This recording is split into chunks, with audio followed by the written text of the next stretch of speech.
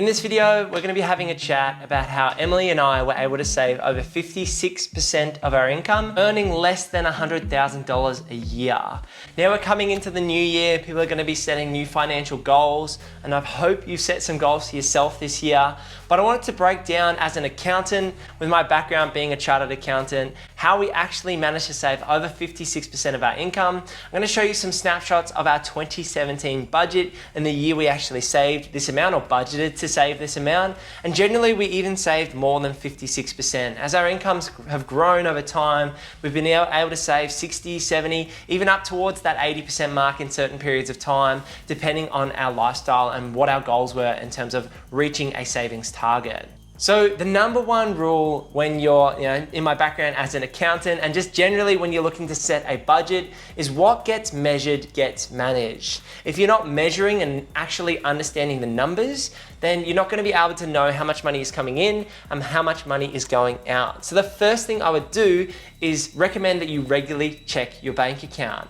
Now this just needs to be a check-in. And so I have the CommBank app on my phone, and probably a couple of times a week, I'll jump on my phone and I'll have a 15-second look or a 30-second look at my bank balance, at my bank accounts, and what the total amount of cash is sitting in our bank accounts at any point in time.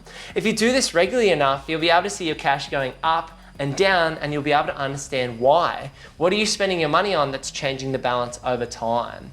So probably every 2 to 3 days, check in on your bank account, look at the cash going up and down, and this will naturally get you in tune with what you're spending or what you're saving. So as you can see on screen here, we've got our budget for Luke and Emily from 2017, where we targeted to save 56% of our income, and 44% of our income went out, and we earned less than $100,000 in that year.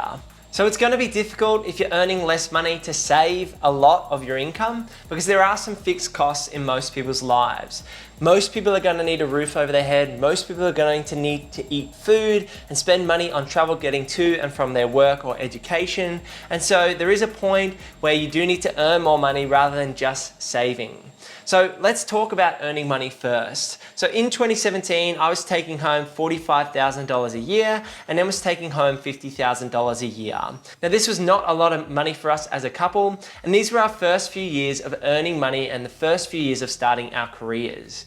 Now accountants don't generally earn a lot of money in their first 3 to 5 years, but once they've got experience and they've got their chartered accountant status, that's where you can grow your income significantly. And it's like this for a lot of knowledge workers. If you're in the knowledge working industry, where you're an engineer, a scientist, a doctor, there's usually a slow burn in terms of income. You won't earn a lot of income up front, but the hard work will pay off later in your career once you're 5 years plus or 10 years plus, or once you have the skills and knowledge to actually earn more money, because you're providing more value to the business or the community that you work in. So you need to think about it that way. How can you gain the skills and knowledge and understanding that you need to grow your income? And that's going to help you save more money, because you're going to be providing more value to your employer through the skills and the knowledge and ability that you have, and that's going to in turn give you more money to help you save more money at the end of the day. And so that's what we were trying to do. We were starting out and earning less than $100,000 as a couple. Now we set down our budget in the general categories that we were spending in that year. Now I'll talk you through how we track them a little bit later, but let me just break down these numbers for you first. So we were spending about $4,500 on basic utilities, so electricity, water, heating, and internet. And the internet, you don't need an expensive plan, so $75 a month suited. Our rent was $340 a week, and that's because we were living in a small apartment. We could have spent $400 or $500 a week if we wanted to, but at this point in time in 2017, when we set this budget, we were really looking to save as much money as possible. We then have a budget for fast food and groceries. You can see a decent money was going to fast food at $2,000 a year, and that's $40 a week and $90 a week on groceries. We were shopping at Aldi and Coles and using, basic goods. We were using the home brand goods in terms of our cooking, and keeping our meals very basic. Things have changed in recent years as we've earned more money and our lifestyle has grown a little bit. But when you're starting out or when you're looking to save as much money as possible, you need to go back to the basics, and that's where this makes sense. Again, a car is more of a fixed expense at around $2,500 a year, and we had a Holden Barina. We've recently upgraded our vehicles. We now have a Mitsubishi Outlander and a Suzuki Jimny, but for about 5 or 6 years, Em and I shared one car. It was a 2010 Holden Barina hatchback. We called her Ruby, and we loved that little car. We shared it, and that saved us so much money by sharing the one vehicle together. So maybe think about that. If you and your partner, have 2 cars, can you get rid of 1 car and use public transport and save a lot of money that way? We also had a very limited clothing budget. We spent money on haircuts and clothes. Em and I generally like to op shop. So we either want to get discounts at Cotton On, which is clothes like this. So, $10 instead of $35. I was able to get the shirt for $10 recently. And, we have the money to pay more money for shirts now, but we still like to go op shopping and still like to buy on sales because that just makes business sense. Finally, the last few things on our budget list were Spotify, which is a must-have so you don't have ads in your music or podcasts, and then travel to and from work, a church tithe for the year, and then some rate bills that we needed to pay for our investment property. Now the total of all that comes to $42,858, and that means we were saving 56% of our income and spending 44% of our income in 2017. So how can this benefit you? How do these numbers help educate you in terms of taking the next steps to saving more money and investing your money, whether you're looking to invest in real estate or invest in the share market or invest in your own business or invest in yourself for education? What are some tips I would have from an accountant if you're looking to save the most money possible? So like I said earlier, number 1 is to track your bank balance regularly. Number 2 is to know where you're spending the money. So look at the money coming in, look at the money going out. The way I like to do this is take a download of my bank statements and essentially categorize all the expenditures for a month into the categories, whether it's lifestyle, whether it's repayments, and just put them into the buckets like I showed on screen. You can use the buckets that I have here: utilities, rent, maybe not Xbox and guitar, even though I had no budget in 2017 for those things. But use general buckets like car, groceries, fast food, and track your expenses for 1 month. See exactly what you're spending your money on, and then try and change your behavior. Habits is what drives our spending. So Emily and I have I'm definitely the person, I can't speak for Emily so much, but I've created a habit from being a young child into an adult to actually put my money away. When we were kids, our parents had this strategy of, if you saved $500, they'll also match that $500 and help you open a bank account.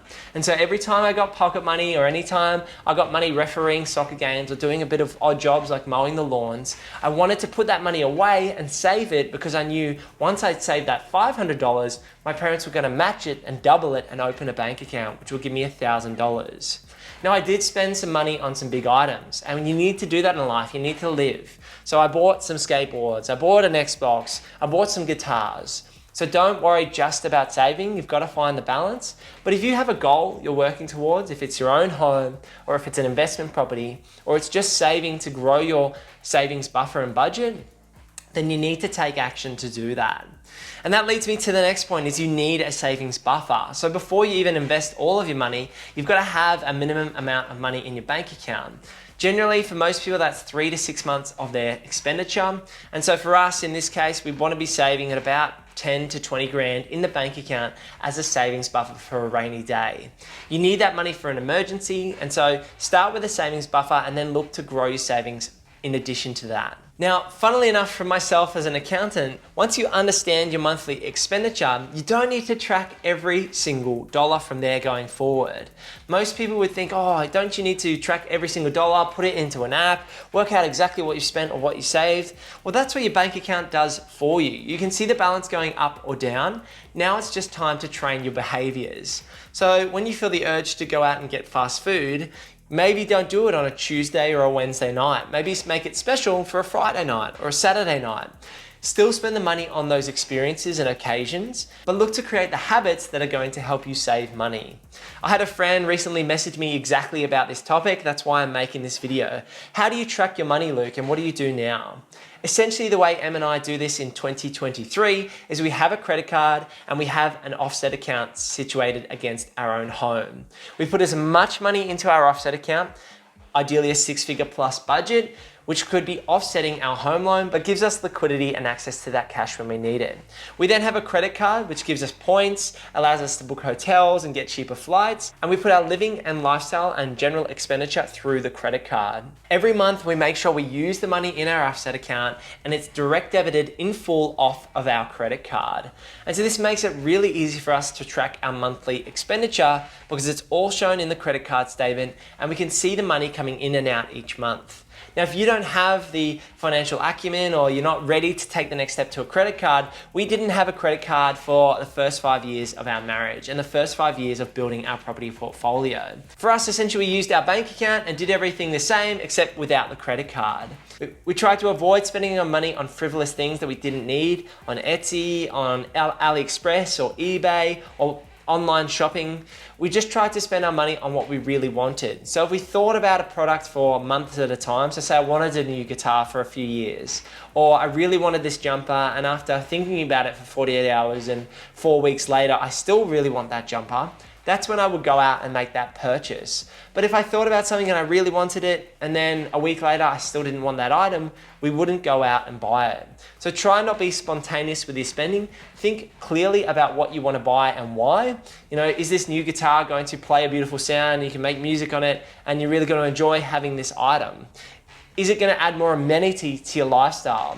For example, upgrading the microphones to make this content. That made sense after a certain period of time, after we've been consistent with making videos. So to wrap this budget chat all up, I know I'm an accountant, but you don't need to be super strict with your money. You need to track your expenditure for a select period of time, whether that's 1 month or 3 months in detail, understand exactly what you're spending your money on, and then create habits in your life that are going to allow you to save money. Work out what areas you're spending too much money on and how you could reduce those expenses to save more money and put money away. For us, that was dealing with the big ticket items. That was saving money on rent. So we rented for $340 a week. That meant, having cheap phone bills because we wanted to go with Kogan, who owned a couple of $100s a year, rather than signing up for a month-to-month phone plan, and going with cheaper internet providers that gave us decent speeds.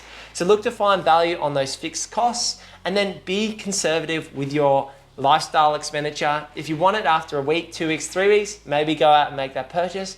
Otherwise, let it go and save your money and grow your savings to work towards your next goal. I hope you found value out of this chat around budgeting and how you can actually set yourself up for success when it comes to budgeting and saving money towards your next goal. If you could drop a like on this video and subscribe to the channel down below, that would really help me out. And I'll see you in the next one. Peace.